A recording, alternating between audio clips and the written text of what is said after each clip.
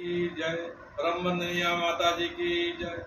गायत्री माता की जय। सभी सनातन धर्म अवलंबियों को यज्ञोपवीत अवश्य धारण करना चाहिए।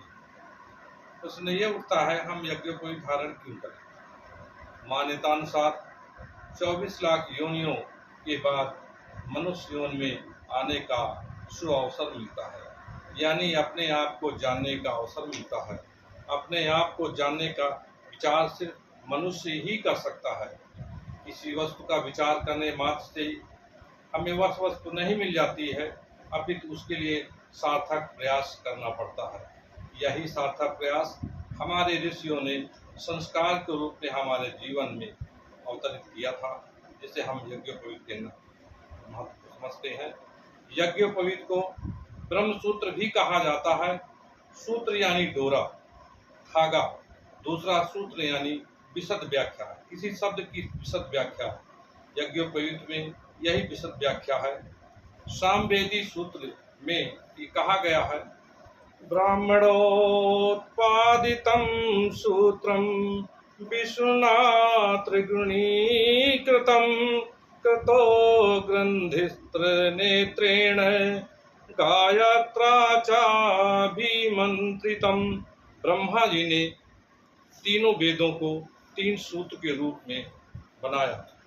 विष्णु जी ने ज्ञान, कर्म और उपासना को 3 कांडों के रूप में त्रिगुणीकृत किया।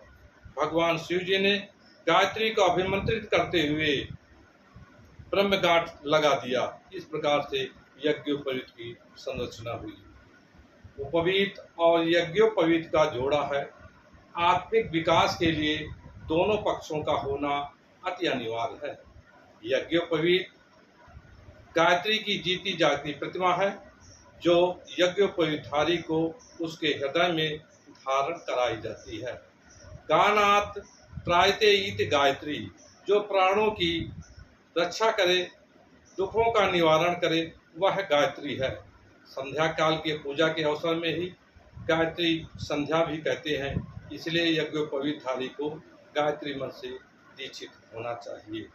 गुरु मंत्र गायत्री मंत्र, कामधेनु मंत्र गायत्री मंत्र है।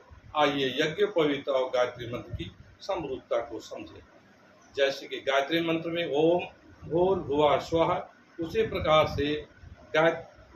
से यज्ञोपवीत में भी 4 गांठें होती है। पहली ब्रह्मगांठ ओंकार के रूप में, भूर्भुवः स्वः 3 गांठें ब्रह्मदेव विष्णुदेव रुद्र रूप के रूप में, और 3 लड़ें भर्ग तत्सवितुर्वरेण्यम भर्गो देवस्य धीमहि धियो यो नः प्रचोदयात्, यानी 3 लड़े, 3 पद 9 शब्द के रूप में इस तरह गायत्री की मंत्र की और यज्ञोपवीत की समरूपता आती है।